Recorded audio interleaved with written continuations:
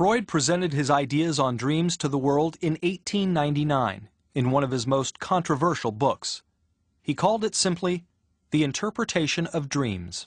When Freud published The Interpretation of Dreams, it sold less than 100 copies initially. I mean, it was a book that had initially no resound in the world. Reviews of The Interpretation of Dreams were few and unflattering, and Freud's theories were condemned as repugnant. Freudianism is digging down into the sewage of our moods and appetites, dreams and passions. Dr. Freud lives in the fairyland of dreams among the ogres of perverted sex. His theories lend themselves with terrible ease to the uses of ignorance and quackery. These theories were frightening to a great many people. They certainly challenged the establishment.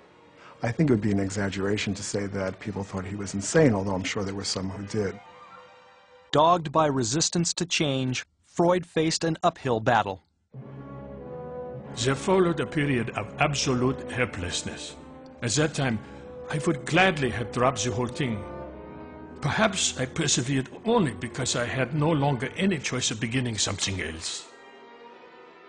But Freud had confidence in his work, and he remained committed to his theories.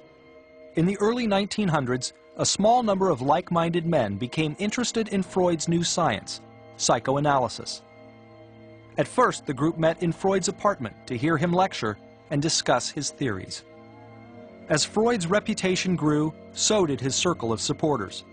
And in time, psychoanalytic societies sprang up in Vienna, Zurich, and New York. Over the next 20 years, Freud published more than a dozen books and wrote volumes of letters, papers, and articles. Though he did revise his theory that all hysteria was caused by sexual abuse, Freud continued to provoke the mainstream. He developed new theories on everything from the components of the mind to childhood sexuality. Soon, terms like ego, superego, the id, and the Freudian slip all became household words. But just as Freud's ideas began to take hold, Freud became ill.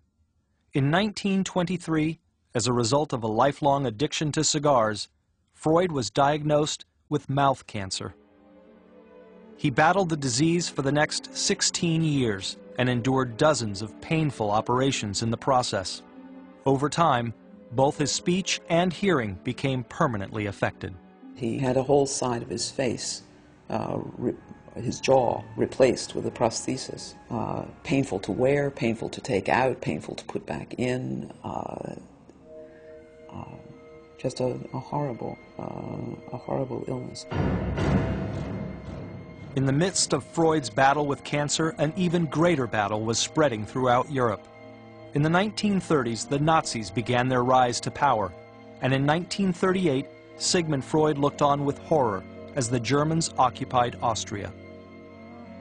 The Nazis condemned Freud's psychoanalytic theories as Jewish pornography, and they burned his books. What progress we are making. In the Middle Ages, they would have burnt me. Nowadays, they are content with burning my books.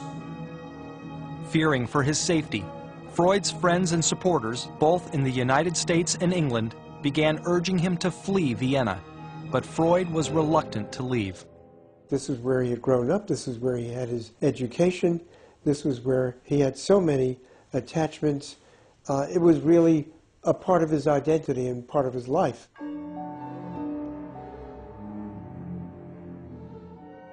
It wasn't until the Gestapo arrested his daughter Anna for questioning that Freud realized that he and his family could no longer safely remain in Austria.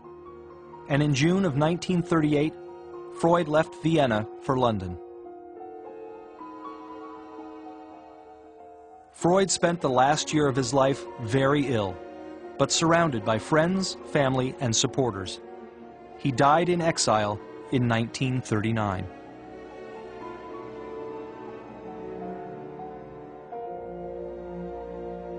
More than 60 years after his death, the pioneering work of Sigmund Freud is being carried on by thousands of psychoanalysts around the world. And what began as an effort to treat the mentally ill is today helping people from all walks of life. There's an openness in society today that can be traced directly back to some of the Freudian thought and theory and how things have shifted. We are a society that talks very freely about our inner feelings, about our conflicts, about sex, sexuality. This is all part of the Freudian revolution.